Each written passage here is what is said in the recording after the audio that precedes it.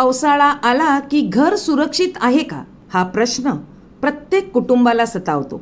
वसई विरार शहरात अलीकडेच काही इमारतींमध्ये छत आणि स्लॅब कोसळण्याच्या घटना घडल्यानंतर वसई विरार महानगरपालिकेने नागरिकांसाठी गंभीर इशारा जारी केला आहे.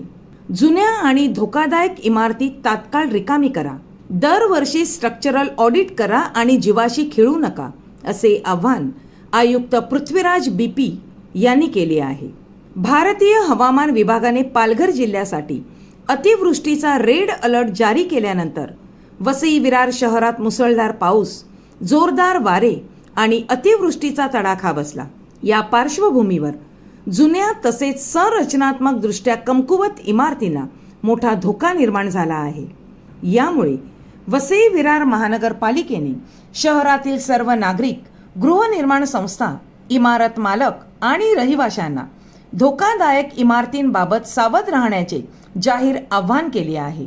महानगरपालिकेने स्पष्ट केले आहे की महाराष्ट्र महानगरपालिका अधिनियम 1949 मधील कलम 264 अंतर्गत धोकादायक आणि अति धोकादायक म्हणून घोषित करण्यात आलेल्या इमारतींमधील सर्व रहिवाशांनी कोणतीही जोखीम न घेता तात्काळ सुरक्षित ठिकाणी स्थलांतर करावे. परंतु महानगरपालिकेने पर्यायी जागा निर्माण केली आहे का, याविषयी कधी धोरण आखले आहे का, यावर देखील विचार करायला पाहिजे.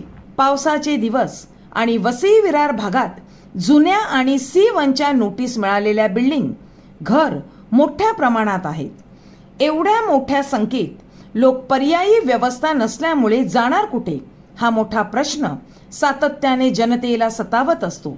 त्यामुळे नाईलाजास्तव अशा बिल्डिंगमध्ये जनतेला दिवस काढावे लागतात आणि नंतर एखाद्या मोठ्या समस्येला तोंड द्यावे लागते. महानगरपालिकेने याकडे देखील लक्ष द्यावे. विशेष म्हणजे अलीकडच्या काळात धोकादायक म्हणून घोषित नसलेल्या काही इमारतींमध्येही स्लॅब आणि छत कोसळण्याच्या घटना घडल्या आहेत. त्यामुळे केवळ जुन्या नव्हे तर सर्वच इमारतींचे दरवर्षी पात्र संरचनात्मक अभियंत्याकडून स्ट्रक्चरल ऑडिट करून आवश्यक दुरुस्ती करणे आवश्यक असल्याचे प्रशासनाने म्हटले आहे. महानगरपालिकेने धोकादायक इमारतींची काही लक्षणे सांगितलेली आहेत. भिंतीला किंवा बीमला मोठे तडे जाणे, कॉन्क्रीट निखळून लोखंडी सळ्या बाहेर दिसणे, इमारत झुकणे, प्लास्टर किंवा स्लॅब पडणे, इमारतीतून विचित्र आवाज येणे किंवा पावसामुळे मोठ्या प्रमाणात गळती होणे ही गंभीर धोक्याची चिन्हे असल्याचे प्रशासनाने स्पष्ट केले आहे. नागरिकांनी अशा कोणत्याही लक्षणांकडे दुर्लक्ष करू नये. तातडीने तज्ज्ञ संरचनात्मक अभियंत्याचा सल्ला घ्यावा, महानगरपालिकेला माहिती द्यावी आणि आवश्यकता भासल्यास इमारत त्वरित रिकामी करावी, असे आवाहन करण्यात आले आहे. महानगरपालिकेने या संदर्भात कठोर इशाराही दिला आहे. धोकादायक इमारती रिकाम्या न करणे, स्ट्रक्चरल ऑडिट न करणे किंवा आवश्यक दुरुस्ती टाळणे यामुळे भविष्यात कोणतीही दुर्घटना घडल्यास त्याची संपूर्ण जबाबदारी संबंधित इमारत मालक, विकासक, गृहनिर्माण संस्था, भोगवटादार आणि व्यवस्थापनावर राहील. अशा घटनांसाठी महानगरपालिका जबाबदार राहणार नसल्याचे स्पष्ट करण्यात आले आहे. घर पुन्हा बांधता येईल, पण गेलेला जीव परत येत नाही. आपल्या कुटुंबाच्या सुरक्षिततेसाठी आजच आपल्या इमारतीची तपासणी करा.